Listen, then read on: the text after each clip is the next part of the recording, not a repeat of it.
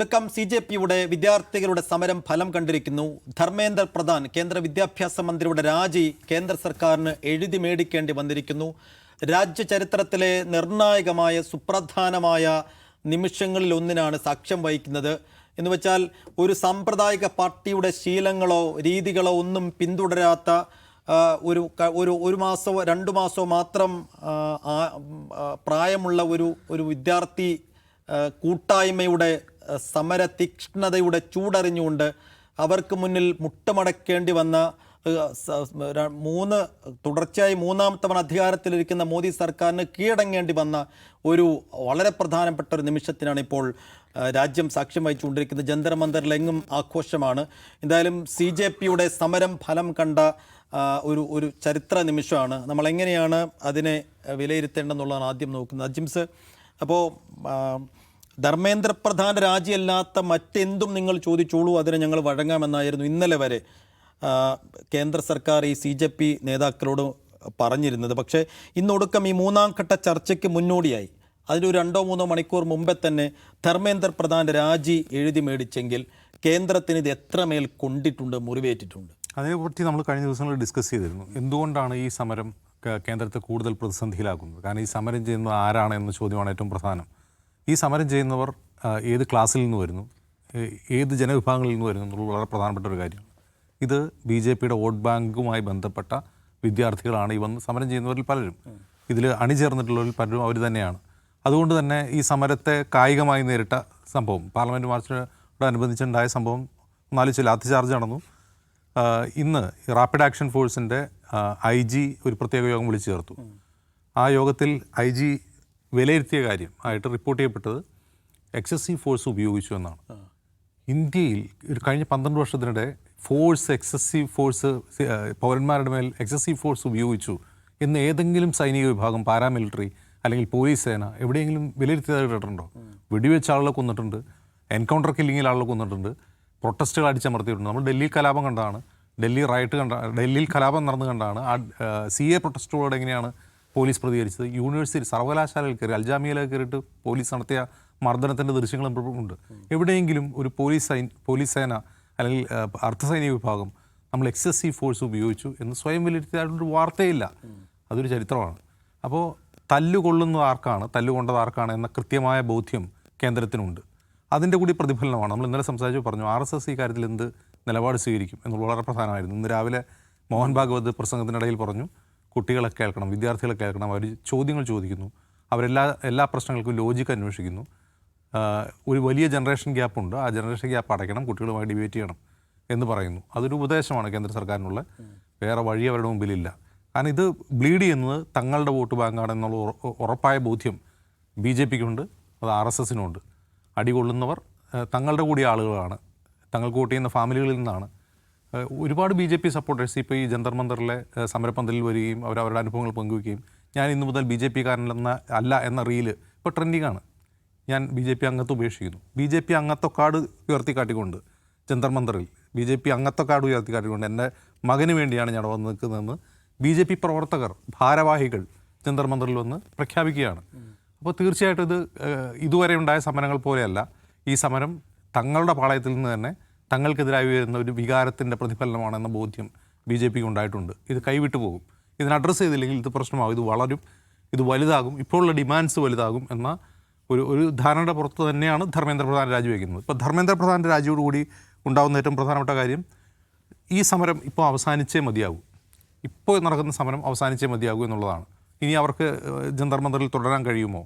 തുടർന്നാൽ പിന്നെ വളരെ എളുപ്പത്തിൽ ഇനിയിപ്പോൾ അവിടെ സമരം തുടരുകയാണ്, കൂടുതൽ ഡിമാൻഡ്സുമായിട്ട് സമരം തുടരുകയാണെങ്കിൽ കേന്ദ്രത്തിന് ഈസിയായിട്ട് ഇടപെടാൻ പറ്റും.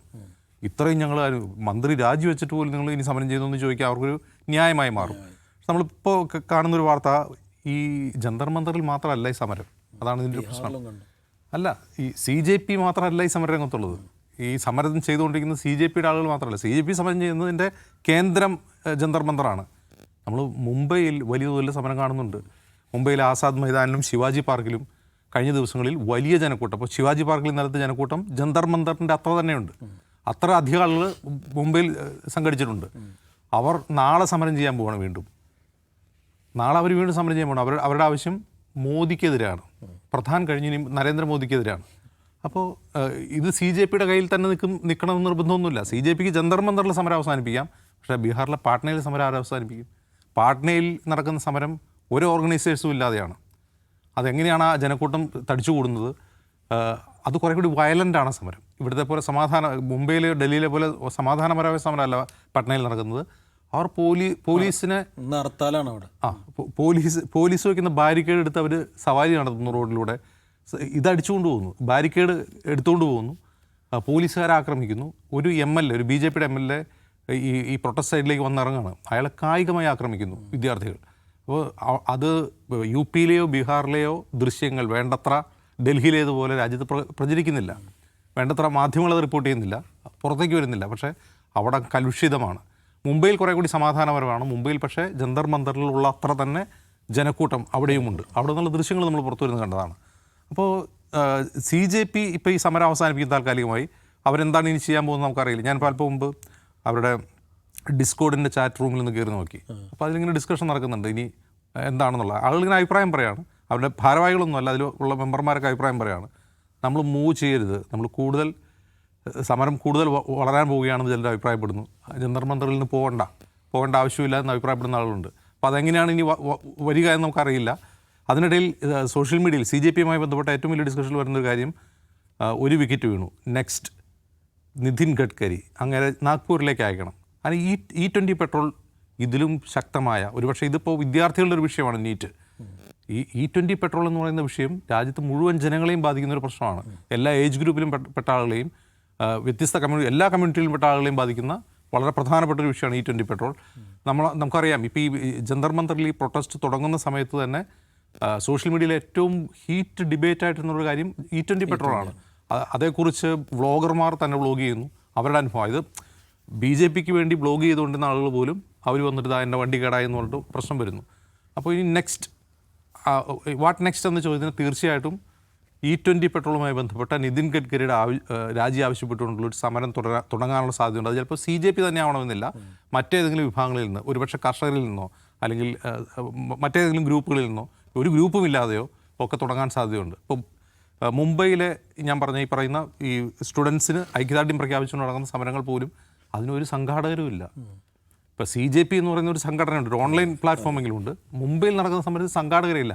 കേവലം വാട്സപ്പ് കൂട്ടായ്മകൾ വഴിയാണ് അത്രയും ആളുകൾ അവിടെ തടിച്ചുകൂടുന്നത്. അപ്പോൾ ഇത്തരം ചലനങ്ങൾ വരാനുള്ള സാധ്യതയുണ്ട്.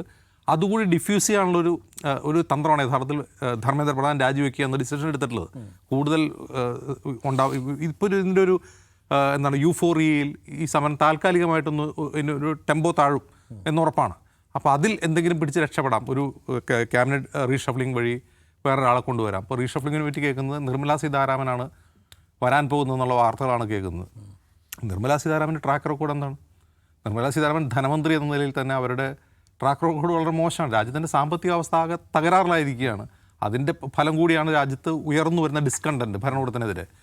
തൊഴിലില്ലായ്മ വർദ്ധിക്കുന്നു അപ്പോൾ അങ്ങനെ ഒരാളെ പിടിച്ച് ഇനി വിദ്യാഭ്യാസ മന്ത്രിയായി കഴിഞ്ഞാൽ എന്തായിരിക്കും അവസ്ഥ എന്നുള്ളത് വളരെ പ്രധാനപ്പെട്ട ഒരു കാര്യമാണ്. അവർ നീറ്റ് പരീക്ഷാ എക്സാമിനെ കുറിച്ച് പേപ്പർ ലീക്കിനെ കുറിച്ച് കഴിഞ്ഞ ദിവസം ANIക്ക് കൊടുത്ത ഒരു ഇൻ്റർവ്യൂവിൽ അവർ പറയുകയാണ്, നീറ്റ് പേപ്പർ ലീക്ക് ആയാൽ തന്നെ എന്താണ്, ഒരു ചാൻസ് കൂടി കിട്ടി, കുട്ടികൾക്ക് കുറേ കൂടി സമയം കിട്ടി, പഠിച്ചെഴുതാൻ പറ്റി എന്നൊക്കെയാണ് പറഞ്ഞാണ് അത് ന്യായീകരിക്കുന്നത്. ഇന്നലെ പുറത്തിറങ്ങിയ ബൈറ്റാണ്. നീറ്റ് ലീക്കായാലും രണ്ടാമത് പരീക്ഷ നടത്തിയല്ലോ, അപ്പോൾ കുറേ കൂടി സമയം കിട്ടി, മിടുക്കന്മാർക്ക് അത് കൂടുതൽ പഠിച്ചെഴുതാൻ പറ്റി എന്ന് ന്യായീകരിക്കുന്ന ഒരാളാണ് നിർമ്മലാ സീതാരാമൻ. അവരുടെ ഒരു ഒഡാസിറ്റി നമുക്കറിയാം.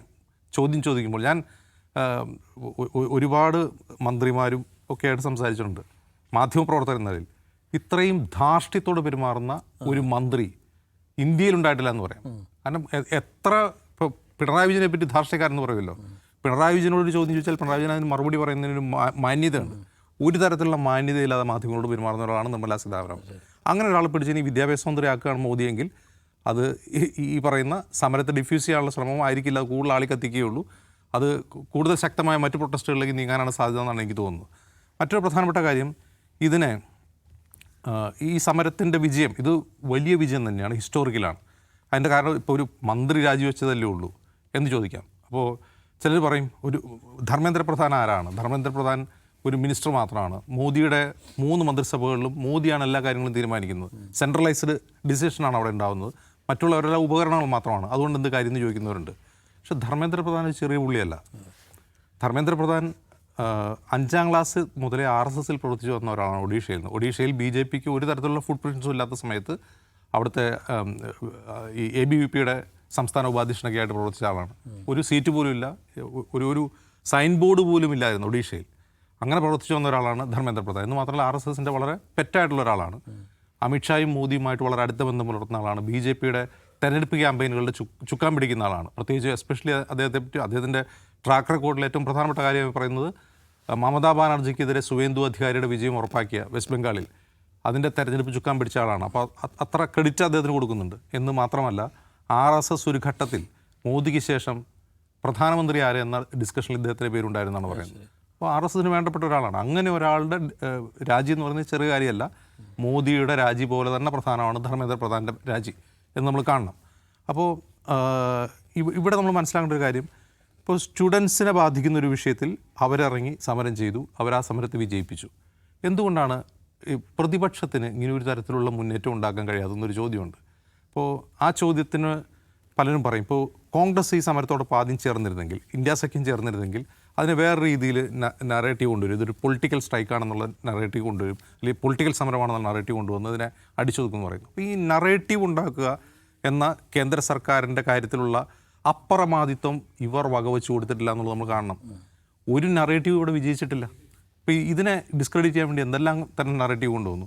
ദേശദ്രോഹികൾ, രാജ്യദ്രോഹികൾ, വിദേശ ഫണ്ടിങ്. അർണബ് ഗോസ്വാമിയൊക്കെ 24/7 അതേക്കുറിച്ചാണ് പറഞ്ഞത്. ഞാനിപ്പോൾ ഈ രാജി വന്നപ്പോൾ റിപ്പബ്ലിക് TV കണ്ടു, ദാവൂദ് സാഹിബിൻ്റെ ഒരു വിനോദമാണല്ലോ, ഞാൻ അതുപോലെ കണ്ടു നോക്കി. അപ്പോൾ പറയാം, CJP ഗോൾ പോസ്റ്റ് മാറ്റുന്നു, ധർമ്മേന്ദ്ര പ്രധാൻ്റെ രാജിക്ക് ശേഷം 3 പുതിയ ഡിമാൻഡുകളിലൂടെ വയ്ക്കുന്നു. ഇത് കംപ്ലീറ്റ് നെഗറ്റീവ് അടിച്ചുകൊണ്ടിരിക്കുകയാണ്. അപ്പം ഈ നറേറ്റീവുകളൊന്നും ഇനി വിജയിക്കാൻ പോകുന്നില്ല. ഈ നറേറ്റീവ് ആരെടുത്ത വിജയിക്കുക? ഇങ്ങനെയുള്ള നറേറ്റീവുകൾ ആരെടുത്ത വിജയിക്കുക?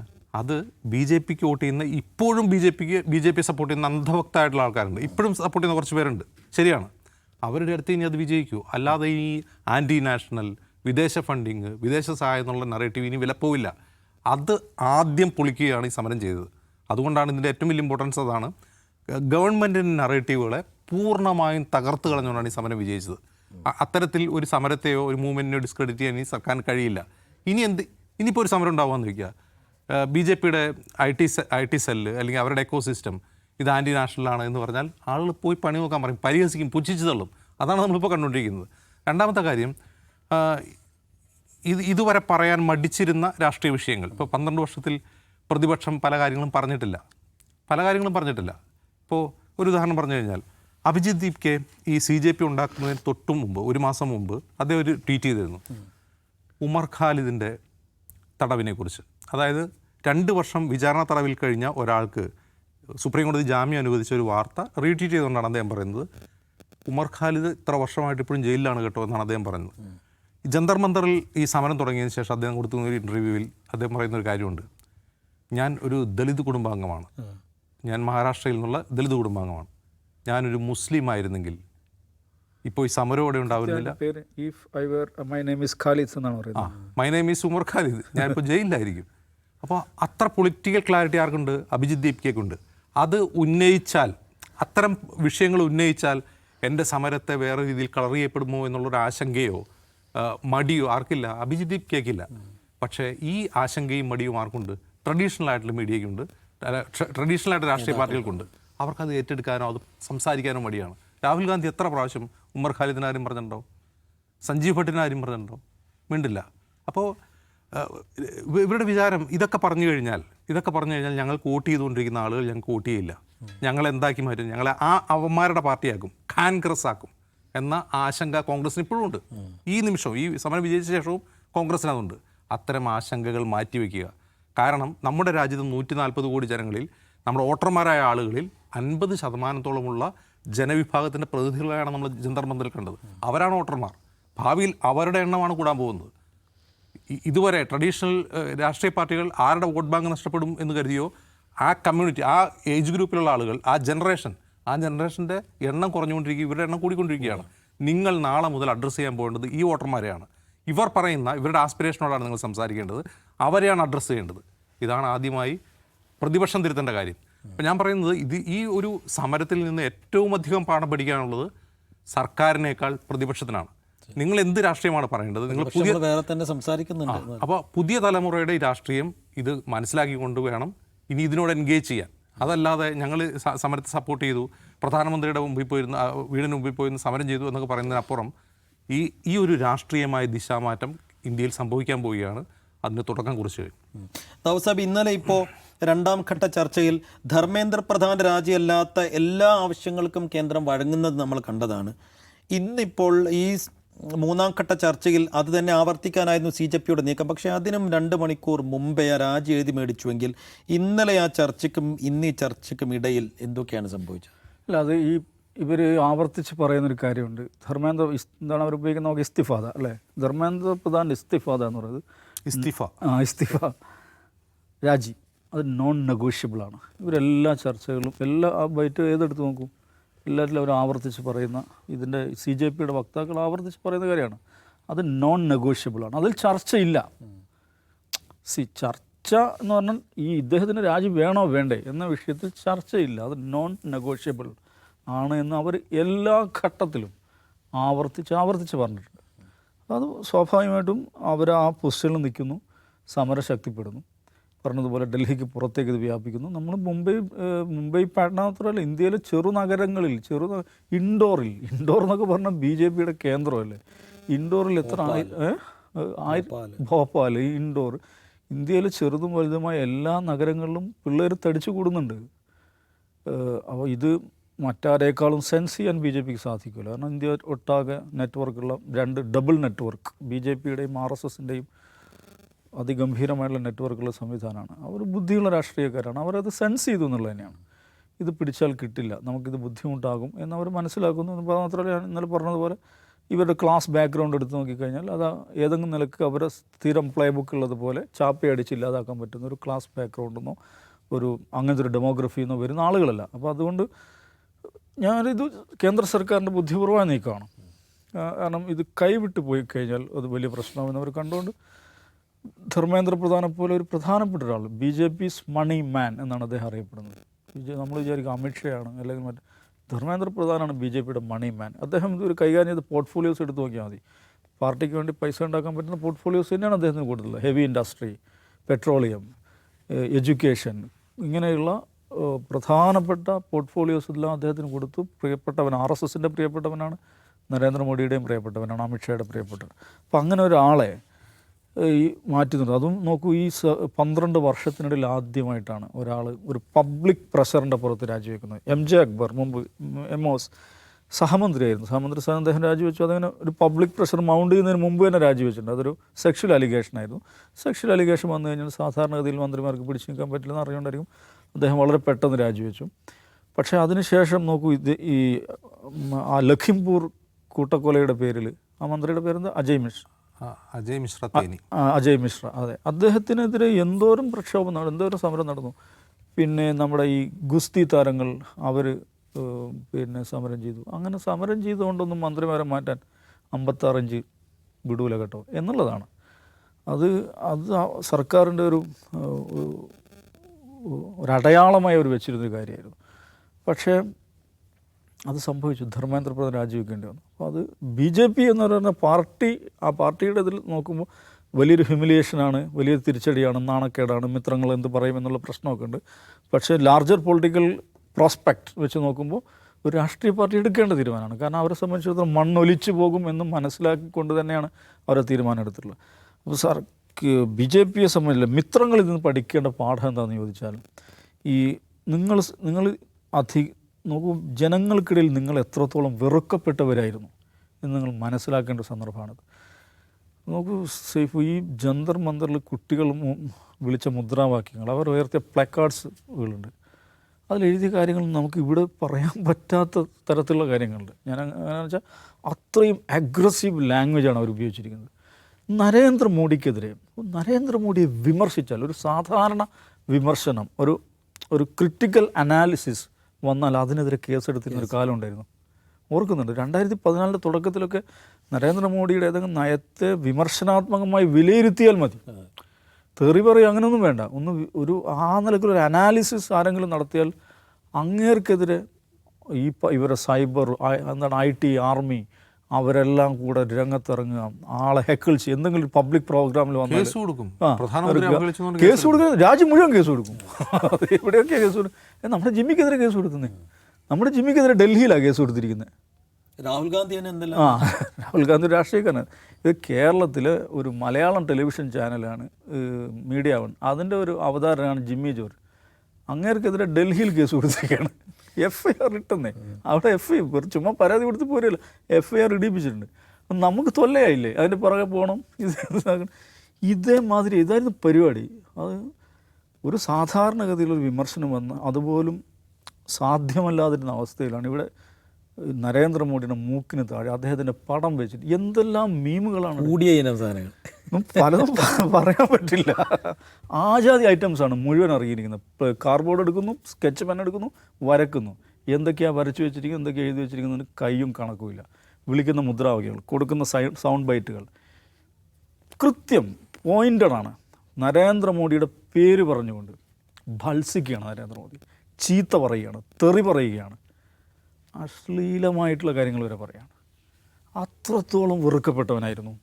നിങ്ങൾ പൂജിച്ച് നിങ്ങൾ കൊണ്ടു നടക്കുന്ന 56 ഇഞ്ച് വിശ്വഗുരു ഇപ്പോൾ അപ്ഡേറ്റ് വരുന്നുണ്ട്, CJP സമരം അവസാനിപ്പിച്ചു, എല്ലാവരുടെ വീടുകളിൽ മടങ്ങാൻ. ഗുഡ്. അപ്പോൾ അത് നോക്കൂ, ഇത്രമാത്രം വെറുക്കപ്പെട്ടവനായിരുന്നു എന്ന് മിത്രങ്ങൾ, BJP നേതൃത്വം മനസ്സിലാക്കേണ്ട ദിവസമാണ്. പക്ഷെ എങ്ങനെ അതങ്ങനെ അത് മറഞ്ഞു നിന്നെന്ന് വെച്ചാൽ നിങ്ങളൊരു മറ സൃഷ്ടിച്ചു. ജുഡീഷ്യറി, ഇലക്ഷൻ കമ്മീഷൻ, മീഡിയ, ഇതെല്ലാം ഇനി വേറെന്തെല്ലാം സ്റ്റേറ്റ് ഇൻസ്റ്റിറ്റ്യൂഷൻസ് ഉണ്ടോ, അതെല്ലാം ചേർന്ന് ഒരു മറ സൃഷ്ടിച്ചു വെച്ചിരിക്കുകയായിരുന്നു. ആ മറ ഭേദിക്കപ്പെട്ടു. ഞാൻ കഴിഞ്ഞ ദിവസം പറഞ്ഞു, മറ ഭേദിപ്പിക്കട്ടെ, ധർമ്മേന്ദ്ര പ്രധാൻ രാജിവെച്ചുകൊണ്ട് ഈ സമരമുണ്ടായി എന്നുള്ളത് തന്നെയാണ്. ഇങ്ങനൊരു സമരം രൂപപ്പെടുകയും മോദിക്ക് നേരെ, മോഡിയുടെ നെഞ്ചിന് നേരെ 56 ഇഞ്ചിന് നേരെ കൃത്യം പോയിൻ്റഡായിക്കൊണ്ട് ആളുകൾ വിരൽ ചൂണ്ടുന്നു. അങ്ങനെ വിരൽ ചൂണ്ടാൻ സാധിക്കും എന്ന് തെളിയിക്കപ്പെട്ടു. അതുകൊണ്ട് ഈ മറ, ആ മറയ്ക്ക്, നിങ്ങൾ ഭീതിയുടെ ഈ മറയ്ക്ക് ചെറിയൊരു വിള്ളൽ വന്നപ്പോഴേക്ക് കൂട്ടമായി ആളുകൾ വരികയാണ്. ആരാണ് വരുന്നത്? വലിയ രാഷ്ട്രീയ പാരമ്പര്യം, സാമൂഹ്യ പ്രവർത്തന പാരമ്പര്യമൊന്നുമില്ലാത്ത ഈ നാട്ടിലെ പുതിയ തലമുറയിൽപ്പെട്ട ആളുകൾ. അവർക്ക് ഈ രാഷ്ട്രീയത്തിലെ മാത്സര്യത്തെക്കുറിച്ചോ കക്ഷി രാഷ്ട്രീയത്തിൻ്റെ സംഗതികളിൽ ഒരു താല്പര്യമില്ലാത്തവരാണ്. ഏതെങ്കിലും ഒരു പാർട്ടിയോടൊപ്പം നിൽക്കണം, ഏതൊരു പാർട്ടിക്കെതിരെ നിൽക്കണം എന്നില്ല. അവരെ സംബന്ധിച്ചിടത്തോളം നമ്മളൊരു ഡെമോക്രാറ്റിക് സെറ്റപ്പ്, നമ്മളൊരു ഫ്രീ ഓപ്പൺ സൊസൈറ്റി എന്ന് പറയുന്ന ഒരു സംഗതി, അതിന് പ്രശ്നമുണ്ട് എന്നവർ മനസ്സിലാക്കി. അവർ രംഗത്ത് വന്നു. മിത്രങ്ങൾ എന്ത് ചെയ്തു? മിത്രങ്ങൾ അവരെ സ്ഥിരം പ്ലേ ബുക്ക് എടുത്തു. പാകിസ്ഥാൻ, ജിഹാദി, അമേരിക്കയൊക്കെ വന്നതിൻ്റെ തമാശ. ഇന്നിപ്പോൾ ഞാനൊരു റീല് കണ്ട്, അവിടെ ഒരു ചായക്കടയിൽ 3-4 ആളുകൾ നിൽക്കുകയാണ്, ഈ പ്രൊട്ടസ്റ്റിന് വന്ന ആളുകൾ. അവർ തന്നെ ഉണ്ടാക്കിയാണ്, എല്ലാവരുടെ കയ്യിലും ചായ കുടിച്ചുകൊണ്ടിരിക്കുകയാണ്. അപ്പോൾ എല്ലാവരും ചങ്ങായി ഫോൺ എടുക്കുന്നു, വിളിക്കുന്ന ആരെയും അറിയോ? ഷീ ജിൻപിങ്ങിനെ. ഹലോ ബഡി ഷീ ജിൻപിങ്, 4 ചായ ഉണ്ട്, ഞാൻ മറ്റേ QR കോഡ് അയച്ചിട്ടുണ്ട്, 4 ചായൻ്റെ പൈസ കൊടുത്തേക്കണം കേട്ടോ എന്ന് പറയുന്നത്. അപ്പം ബയ്യ എന്ന് പറഞ്ഞിട്ട് ഫോൺ കട്ട് ചെയ്യാണ്. അപ്പോൾ ഈ മട്ടിൽ ഷീ ജിൻപിങ്, ഒരാളുടെ അല്ല, സോറോസ്, പിന്നെ അമേരിക്ക, ഖത്തർ എന്നാണ് ഫുഡ് ഡെലിവറി എന്നാണ് പറഞ്ഞത്. അപ്പോൾ സ്ഥിരം പരിപാടി നോക്കി. അത് ഏഷ്യയിൽ മാത്രമല്ല, എഗൻ സൈഫു ഇവിടെ നിന്നുള്ള സൗണ്ട് ബൈറ്റുകൾ എടുത്ത് നോക്കുക. ഏതാണ്ട് മിക്ക സൗണ്ട് ബൈറ്റുകളിലും ഈ കുട്ടികൾ പറയുന്നൊരു കാര്യമുണ്ട്, ഈ ഹിന്ദു മുസൽമാൻ രാജനീതി ഖത്തം കരോ, ആ പരിപാടിന് വേണ്ട കേട്ടോ എന്നിവർ ആവർത്തിച്ച് പറയുന്നു. എത്ര കാലമായി റാം മന്ദിർ എന്ന് പറഞ്ഞ് നടക്കുന്നത്? റാം മന്ദിറുമായി വെച്ചിട്ട് വന്ന ചില ബൈറ്റുകളുണ്ടല്ലോ, അത് വേറെ ആരെങ്കിലും പറഞ്ഞിരുന്നെങ്കിൽ അയാൾക്കെതിരെ രാജ്യം ഒട്ടാകെ കേസെടുക്കുന്ന മട്ടിലുള്ള ബൈറ്റുകൾ അവിടെ നിന്ന് വന്നിട്ടുണ്ട്. റാമിൻ്റെ പേര് പറഞ്ഞ്, റാം മന്ദിറിൻ്റെ പേര് പറഞ്ഞ്, ഹിന്ദു മുസ്ലിം എന്ന് പറഞ്ഞ്, ഹിന്ദു മുസ്ലിം ഈസായി, ഇത് ആവർത്തിച്ച് പറഞ്ഞുകൊണ്ടിരിക്കുന്നുണ്ട് ഈ പ്രക്ഷോഭകർ. എന്ന് പറഞ്ഞാൽ മിത്രങ്ങളുടെ ഈ രാഷ്ട്രീയം, വിഭജന രാഷ്ട്രീയം, അത് ഇന്ത്യ അംഗീകരിച്ചിട്ടില്ല. പ്രത്യേകിച്ച് ഇന്ത്യയിലെ പുതിയ തലമുറ അവർ തരിമ്പും അംഗീകരിക്കുന്നില്ല എന്ന് ആവർത്തിച്ചുറപ്പിക്കപ്പെടുകയാണ്. ഓഫ് കോഴ്സ് നിങ്ങൾ 2014 ഒരു പ്രത്യേക സാഹചര്യത്തിൽ വലിയ വിജയം നേടിയിട്ടുണ്ട്. 2019 ആവർത്തിച്ചിട്ടുണ്ട്. 2024 പിറകോട്ട് പോവുകയാണ് ചെയ്തത്. നിങ്ങളീ പറയുന്ന ഈ ഡിവിസീവ് പൊളിറ്റിക്സ് എല്ലാം കൊണ്ടുവരുന്നത്. പക്ഷേ അപ്പോഴും നിങ്ങൾ എങ്ങനെ വിജയിച്ചു എന്നുള്ളതിനെക്കുറിച്ച് നാട്ടിൽ ഉള്ള ഗൗരവമായ സംശയങ്ങളുണ്ട്. വോട്ട് ചോരിയുമായി ബന്ധപ്പെട്ട പ്രശ്നങ്ങളുണ്ട്, വോട്ടർ പട്ടികയുമായി ബന്ധപ്പെട്ട്. നിങ്ങൾ ഈ സംവിധാനങ്ങളെല്ലാം ഉപയോഗപ്പെടുത്തിക്കൊണ്ട് നേടിയ വിജയം അതവിടെ നിൽക്കുമ്പോഴും ജനങ്ങളുടെ ഹൃദയത്തിൽ നിങ്ങളുടെ സ്ഥാനം എന്താണ്? നിങ്ങൾ എത്രത്തോളം വെറുക്കപ്പെട്ടവരാണ്, മിത്രങ്ങൾ എത്രത്തോളം ഈ രാജ്യത്ത് വെറുക്കപ്പെട്ടവരാണ് എന്ന് തെളിയിക്കപ്പെട്ടു കഴിഞ്ഞിരിക്കും. ഞങ്ങൾ വെറുക്കപ്പെട്ടവരാണല്ലോ എന്നൊരു ആത്മപരിശോധന, എന്തുകൊണ്ട് ഞങ്ങൾ വെറുക്കപ്പെട്ടവരായി എന്നൊരു ആത്മപരിശോധന മിത്രങ്ങൾ നടത്തേണ്ട ദിവസമാണ്. നിങ്ങൾക്ക് എന്തുകൊണ്ട് ഈ സകല സംവിധാനങ്ങളുണ്ടായിട്ടും നിങ്ങൾക്ക് പുതിയ തലമുറയോട് കമ്മ്യൂണിക്കേറ്റ് ചെയ്യാൻ പറ്റുന്നില്ല? അപ്പോൾ അതുകൊണ്ട് ഈ ദിവസത്തിൻ്റെ ഏറ്റവും പ്രാധാന്യം ഇതാണ്. ഒന്ന്, ഈ ഭയത്തിൻ്റെയും ഭീതിയുടെയും ആ കനത്ത ഭിത്തിക്ക് മേൽ വിള്ളൽ സൃഷ്ടിക്കപ്പെട്ടിരിക്കുന്നു. അതിലൂടെ പുതിയ പ്രകാശം കടക്കും. പുതിയ പ്രകാശം അതിലൂടെ. ധർമ്മേന്ദ്ര പ്രധാൻ രാജിവെച്ചതുകൊണ്ട് എന്തോ ഈ ഗവൺമെൻറ്റിൽ ഒരു മാറ്റം ഉണ്ടാകുന്നോ, അല്ലെങ്കിൽ എഡ്യൂക്കേഷൻ ഡിപ്പാർട്ട്മെൻറ്റ് മാറ്റം ഉണ്ടാവും, പരീക്ഷകളെല്ലാം ഭംഗിയായി നടക്കും എന്നൊന്നും അതിലൊന്നും ഒരു അർത്ഥമില്ല. BJP മാറുമെന്ന് ധർമ്മേന്ദ്ര ഇനിയിപ്പോൾ ഇതിൽ നമ്മൾ സത്യസന്ധമായിട്ട് Dharmendra Pradhan as A person അദ്ദേഹത്തിന് ഇതിൽ എന്തെങ്കിലും ഉത്തരവാദിത്വം ഉണ്ടെന്ന് വെച്ചാൽ അങ്ങനെ ഉണ്ടാകാൻ വഴി ഉണ്ടാവില്ല. ടെക്നിക്കലി അദ്ദേഹമാണ് എൻ്റെ കസ്റ്റോഡിയൻ, അദ്ദേഹത്തിന് ഉത്തരവാദിത്തമുണ്ട്. പക്ഷേ ഒരു വ്യക്തി എന്നുള്ള നിലക്ക് അദ്ദേഹം ഏതെങ്കിലും നിലയ്ക്ക് കംപ്ലിസിറ്റ് ആണെന്ന് വെച്ചാൽ അങ്ങനെ ആയിക്കൊള്ളില്ല. പക്ഷേ അക്കൗണ്ടബിലിറ്റി എന്നുള്ള ഒരു സംഗതി അവർ ഉന്നയിക്കുന്നു. അക്കൗണ്ടബിലിറ്റി ഇല്ലാതെ നിങ്ങൾക്ക് എന്തും ചെയ്യാം എന്ന് വിചാരിക്കരുത്. ഞങ്ങൾ അക്കൗണ്ടബിൾ ആക്കും. അക്കൗണ്ടബിൾ ആക്കുന്ന സന്ദർഭത്തിൽ രാമൻ്റെ പേര് പറഞ്ഞ്, രാം മന്ദിറിൻ്റെ പേര് പറഞ്ഞ്, അയോധ്യയുടെ പേര് പറഞ്ഞ്, പശുവിൻ്റെ പേര് പറഞ്ഞ്, ഹിന്ദു മുസ്ലിം എന്ന് പറഞ്ഞ് നിങ്ങൾക്ക് ഞങ്ങളെ പറ്റിക്കാൻ കഴിയില്ല എന്ന് ഇന്ത്യയിലെ പുതിയ തലമുറ അവർ സ്ഥാപിച്ചിരിക്കുകയാണ്, ആവർത്തിച്ചുറപ്പിച്ചിരിക്കുകയാണ്. അപ്പോൾ BJPയെ സംബന്ധിച്ചിടത്തോളം, RSSനെ സംബന്ധിച്ചിടത്തോളം, സംഘ് പരിവാറിനെ സംബന്ധിച്ചിടത്തോളം അവർ കണ്ണ് തുറക്കേണ്ട ദിവസമാണെന്ന്. അവർ കണ്ണ് തുറക്കുകയാണെങ്കിൽ അത് രാജ്യത്തിന് നന്ന്. യെസ്.